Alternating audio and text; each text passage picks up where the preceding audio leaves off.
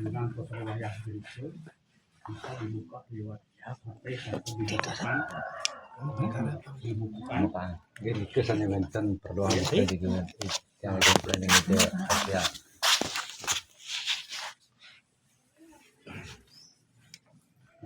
Ikang iki ngambah bambat dukuh seladri.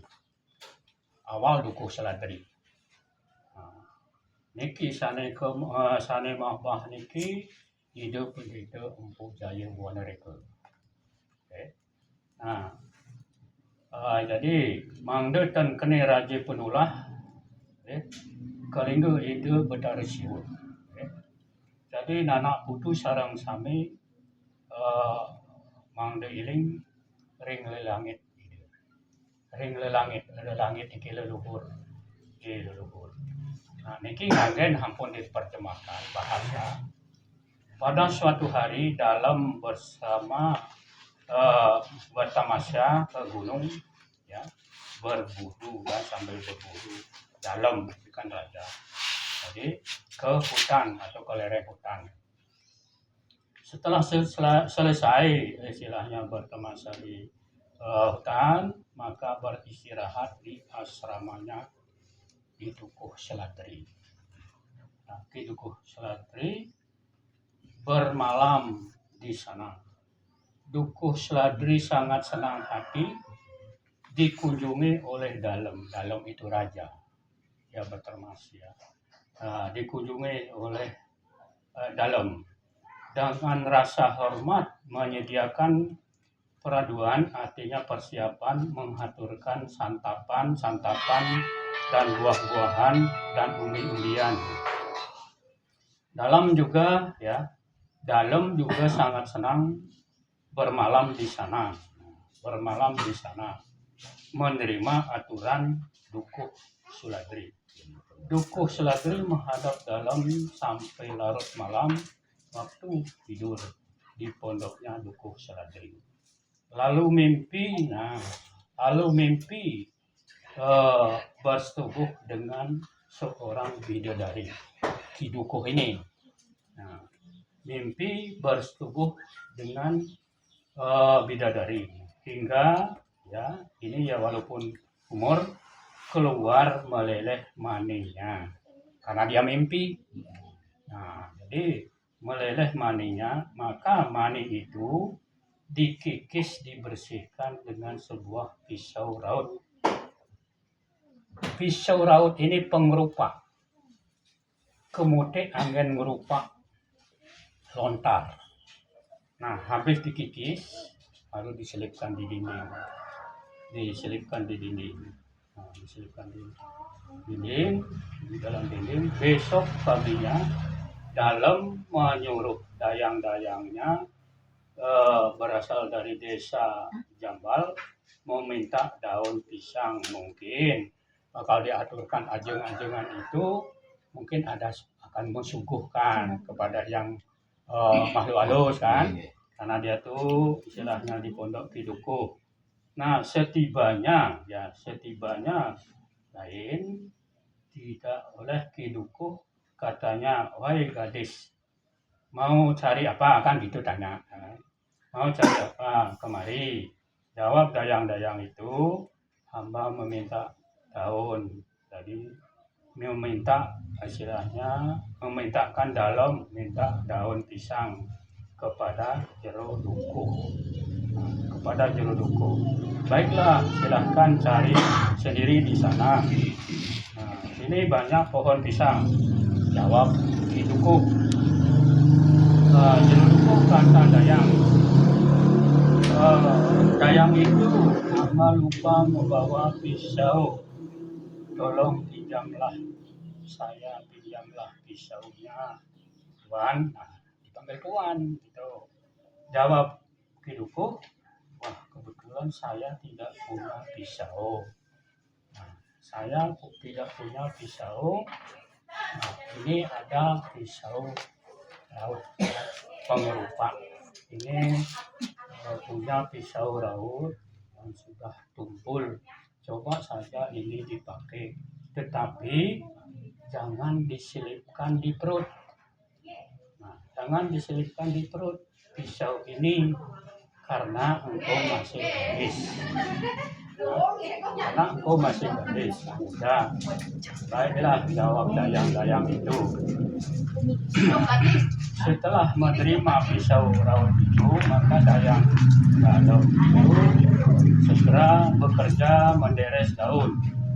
Sesudah selesai, maka dayang itu lupa dengan nasihat Ki Dukuh. Lalu pisau itu diselipkan di antara perut dengan kainnya supaya tidak susah membawanya dengan tangan, kan?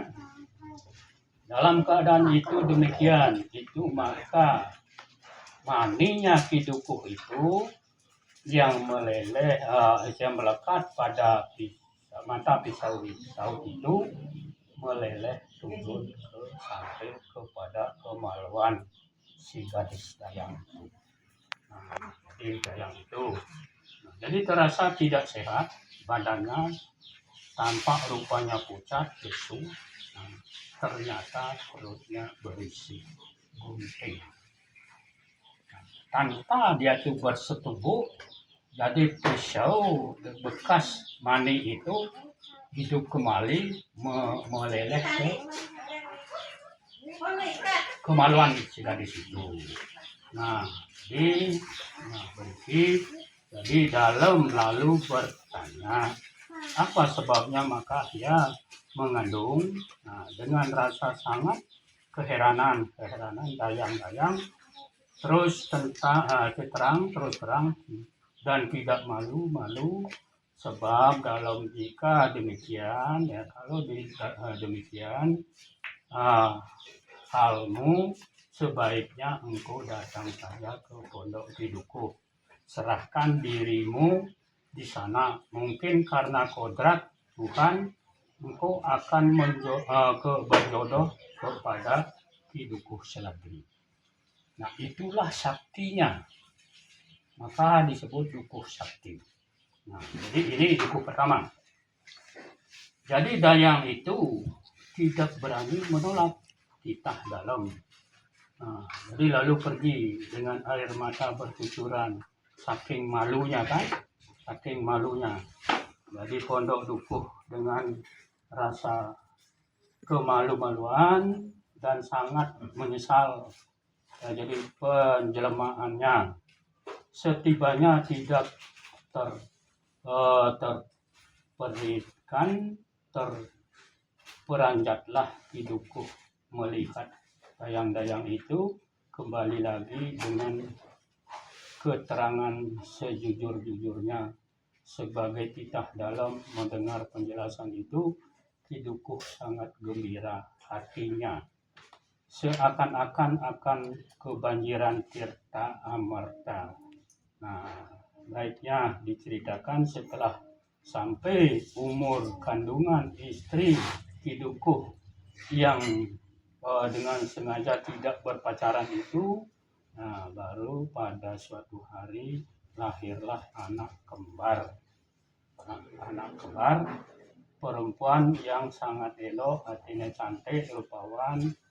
Dibuatnya upacara sebagai mana mestinya diberi nama yang sulung Niluh Sadri dan adiknya Niluh Ayu Sadri. Itu artinya anak dayang itu. Jadi setelah kedua anak ini dewasa, wajah muka dan perawakannya sangat elok, sama bidadari. Di nilat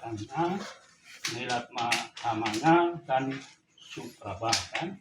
Pada suatu hari seluruh penjuru dunia sangat gelap, cahaya surya tidak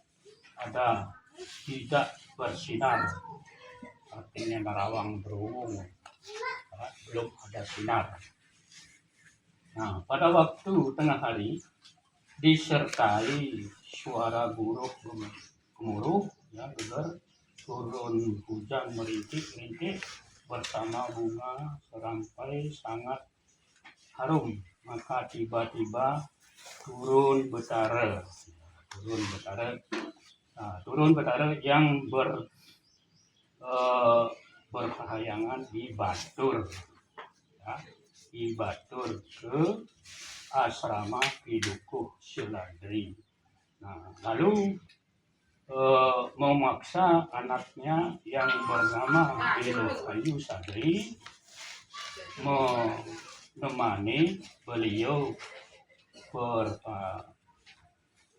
seperaduan. Setelah selesai, maka saudara bersabda, kamu Dukuh jangan kamu menyesal, jangan kamu menyesal dan mengumpat aku ini adalah betara di Batur, mengambil istrimu, kan akan diambil lagi, akan diambil anakmu. Sekarang aku akan memberikan anugerah kepadamu nanti yang dapat menyebabkan engkau mendapat alamat bahagia. Demikian sabda betara, lalu musnah Kidukuh.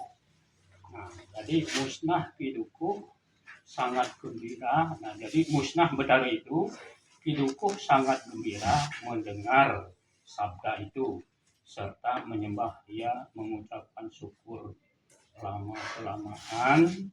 Peristiwa itu tersiar di seluruh Bali sampai juga kepada dalam di Gegel.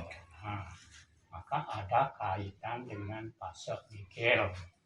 Nah, ada kaitan.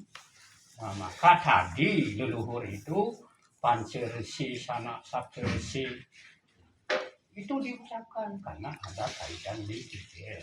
Nah, itu mandekan ragu nana cucu sareng sami karena kakyang ini Gegel. Anda kakyang ini Gegel.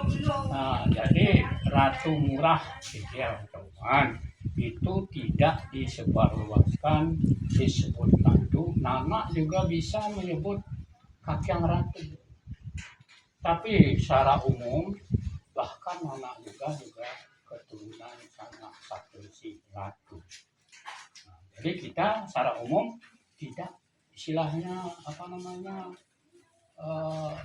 meninggi-ninggikan itu kan. Nah, ini ceritakan.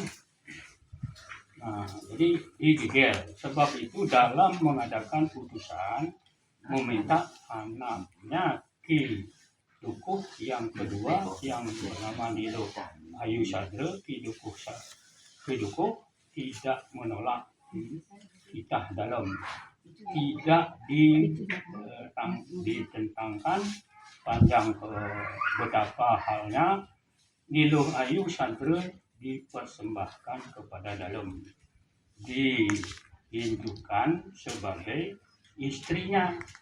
Nah, jadi yang sangat dicintai setelah berapa lama dalam pertemuan ini lalu dapat menghasilkan seorang putri sangat elok juga. Jadi parasnya dalam sangat gembira melihat kecantikan putrinya, lalu upacara dalam dengan sewajarnya. Nah, ketika Lurah Pancung ini juga Pasek Pancung. Nah, maka kalau misalnya ngeruak atau ngerapu itu dipanggil Pasek Pancung. Nah, tuh. Nah, jadi kita Lurah Pancung bertamasa beliau lewat di selama Kidukuh di gantung. Nah, di gantung sambil berkata, wah pekerjaan hamba sudah lewat kemarin. Kidukuh segera menyuruh membuat santapan serba suka kan. Nah, tiada berapa lama antaranya maka santapan telah disiapkan, dihidangkan, dan tamu terhormat dipersilahkan. Kiai Lurah Pancung santap dengan puas dan puasnya karena sedang laparnya, datang dari berburu. Setelah selesai lalu pulang ke purinya dengan gembira mewartakan, arti membicarakan kepada istrinya betapa halnya dijamui di kepedukuhan, tetapi istrinya sangat marah, tidak menerima. Karena agar jangan kena pengaruh, karena hidupku ini punya istri dua. Itu ya sangat marah kan. Nah setelah itu Kilurah Kantung sangat marah. Ketika itu pergi kembali ke Titi Gantung, ya, ke Titi Gantung disertai oleh rakyatnya karena lalu malu kan terhadap kata-kata istrinya yang tajam. Nah, jadi setajam ini itu sesampainya di Titi Gantung dengan tidak ada keterangan apa sesuatu apa keroyok Kidukuh ini dikeroyok serta tidak anak istrinya meninggal dengan tidak meninggalkan artinya perlawanan, arti tidak melawan. Nah, jadi diceritakan kembali karena Kidukuh Sakti Pahang. Nah, baru Sakti Pahang jadi anaknya seorang perempuan bernama Hiluh Pasek.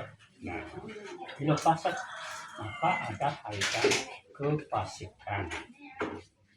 Nah, jadi Hiluh Pasek Sadri diambil oleh istri oleh Kiai Agung Pinatu Agung berputri di Kertalanggung. Lambat laun Kidukuh Sakti Pahang yang lanjut usianya dan merasa ajal akan tiba, maka pada suatu hari datanglah Kidukuh Sakti Pahang menghadap menantunya Kiai Lurah Pinatif yang dijumpai kebetulan sedang dalam menghadapi. Setibanya dengan sujud di tubuh berkata, menerangkan bahwa dia mohon dari untuk pulang ke surga, yaitu pada hari Senin Manis. Jadi pulang ke surga, dia tahu karena sakti, dia tahu akan pulang ke Siwuruke. Nah lalu sedang purnama nengkapat, setelah selesai katanya lalu mengaturkan sebuah cincin kepada menantunya sebagai tanda mata, tanda cinta bermenantu. Lurah Pinatif menjawab dengan kata-kata yang agak tidak percaya. Nah, tidak percaya katanya, wahai Bapu Dukuh, apakah benar Bapu itu kata Dukuh? Ya memang benar. Atur Bapu demikian dengan Ki Gusti. Bila benar sebagai kata Bapu ini, Dukuh itu menjawab Lurah Pinatif, saya suka pindah dari sini, meninggalkan Puri Kertalangu. Ini demikian kata ajakannya. Krian Lurah Pinatif. Akhirnya datanglah hari yang ditentukan untuk pulang ke surga. Kidukuh mengundang kaum keluarga dan datang sahabat kenalannya untuk mempersaksikan hal akan pulang ke surga. Nah, dengan Pinatif memilih jamuan yang sangat mewah, tamunya sangat banyak, meninggalkan artinya ke surga tidak meninggalkan jenazah. Artinya avatar. Nah, itulah disebut Dukuh Sakti Pahang. Jadi di sana artinya tidak meninggalkan jasad, moksa. Itu ada anak niki uning, jadi mendengar kabar itu lalu mengirim keputusan untuk mempersaksikan kebenaran kabar itu, meninggal tidak meninggalkan jenazah. Jadi disertai oleh putusan nominatif yang telah dipesan apabila tidak benar kata Kiai Duko supaya dihancurkan jenazahnya. Kalau tidak benar memang ada jenazah akan dihancurkan. Ternyata benar tidak ada jenazah. Nah itulah saktinya. Dari awal Ki Dukuh Sadri ini tidak bersetubuh dengan maninya saja bisa penting istrinya 2, maka Nana sudah istilahnya sudah istananya istrinya itu keturunan. Jadi betul-betul bersatulah dari tanah putu, dari seluruh keluarga semua. Itu jangan sampai kita bertengkar. Nah di sana. Nah ini silsilah Ki Dukuh, ya, keturunan Made Pitik, Ki Dukuh Iti Gantung, Ki Dukuh Sampage, nah, pertama Ki Dukuh Sampage, kedua Ki Dukuh Kunjungan, Desa Taman Sari, Desa Mengung, nah, jadi Ki Dukuh Made Pacung, Desa Mengwi, jadi Ki Dukuh Pasek Made, Pasek Made Pucung, Desa Mengwi, Ki Dukuh Cempage Bangli. Nah, itu. Nah, jadi Ki Dukuh Telebut Desa Sebatu, nah, Ki Dukuh Pancaksari Desa Pancasari, Ki Dukuh Kayu Sari Desa Belimbing, Ki Dukuh Gep, Ki Dukuh Usung Batu, jadi Ki Dukuh Pasek Tengah Kuning Desa Yeh Kuning. Nah, itu Ki Dukuh Cempage Bangli, Ki Dukuh Pasek Nguneng Desa Mandoyo. Nah, jadi Dukuh Klor Bali Agung, Ki Dukuh Batu Mambang Desa Mambang, Ki Dukuh Batu Pande Desa Pande Kediri. Itu pertama. Jadi keturunan yang kedua juga dari Made Pitik.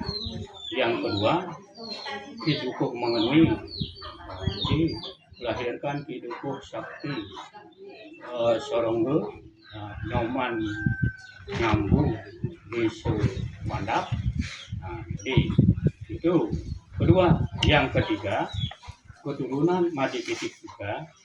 Yang ketiga Pasek Padang Selangi, Pasek Padang Selangi. Itu.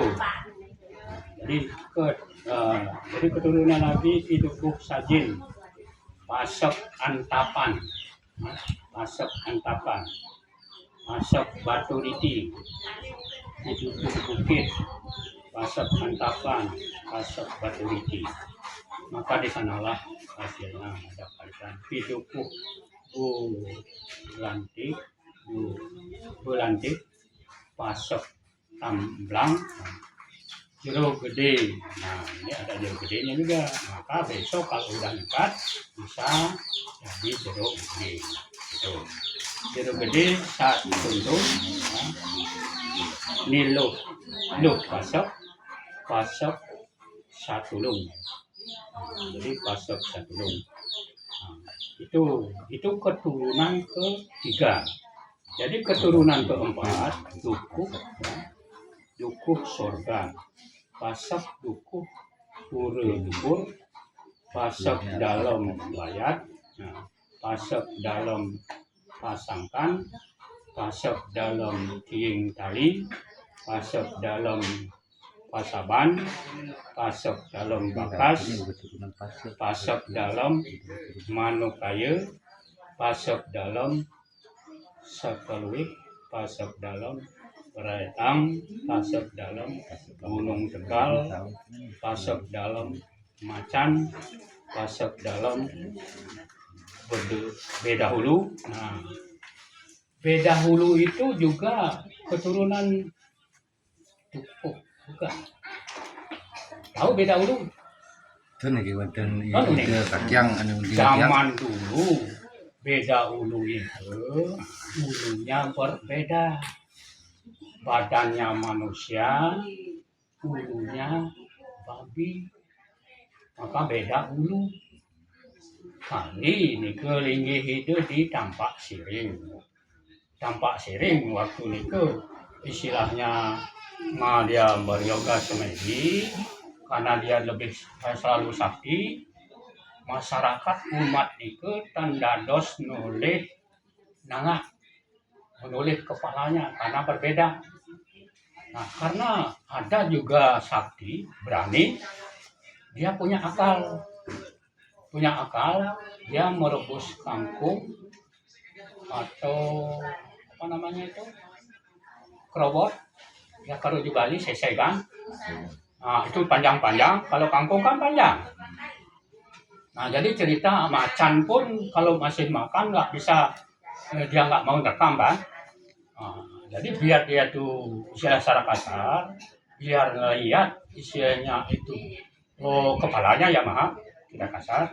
Jadi kan nengek dia kan, karena panjang kangkung itu kan nengek dia kan. Kelihatan lah turun lagi dia, turun. Jadi itu mau dibunuh yang melihat itu. Jadi itu juga yang melihat itu berani dan sakti lawan. Maka di sanalah disebut Tampak Siring. Karena dia tuh berperangnya itu sampai miring-miring. Itu maka disebut di Yehempul itu disebut Tampak Siring. Karena di sana bertempur istilah sama masyarakat. Nah itu jadi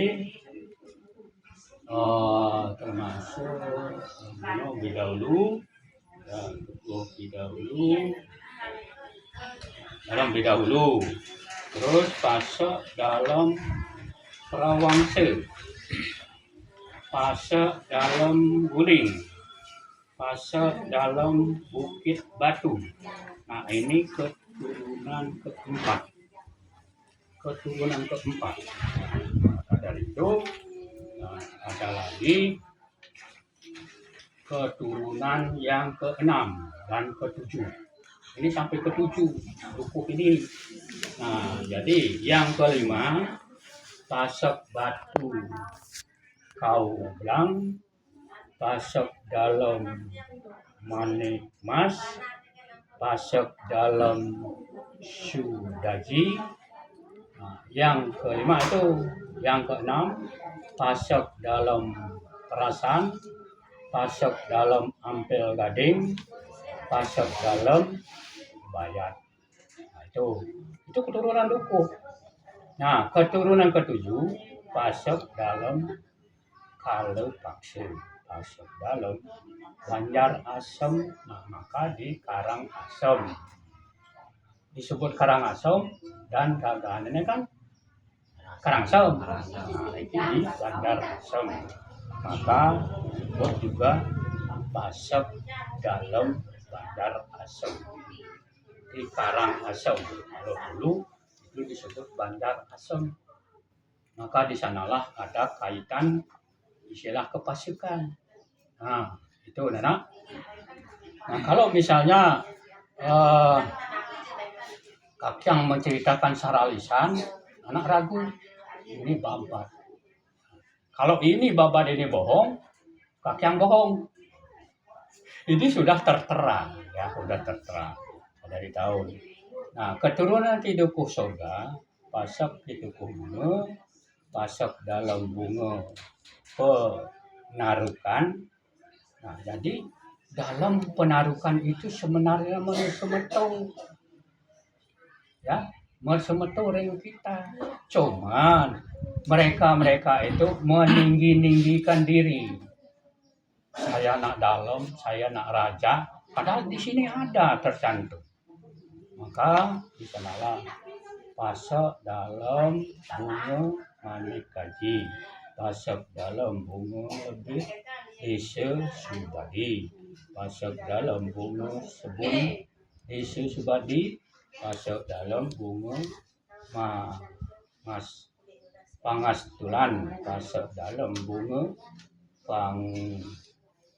pangeran Duan, pasok dalam bunga asah duren, pasok dalam bunga asah duren, pasok dalam bunga, nah ini dalam duren juga, pasok dalam bunga paninjuan, pasok dalam bunga paninjuan juga.